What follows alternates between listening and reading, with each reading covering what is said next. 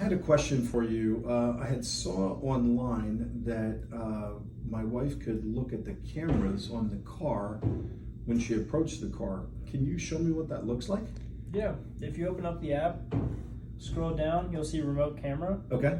Tap on that, hit update view, and it'll show you a 360 view. And then if you open that up, you can actually see each individual camera as well. So from safety and security standpoint, if it was dark out, you could see if anyone was around the car? 100%.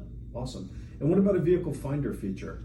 So whenever you open up and do the 3D view, you can actually, it'll pinpoint your location, your vehicle's location. And you can open that up, transfer it over to Vehicle Finder, and find out exactly where it is. So if I forget in the mall where I parked? Yep, you'll see the pictures and the location. Oh, so it'll show me a Super live easy. picture of the Cheesecake Factory? Because usually I park by there. Yeah.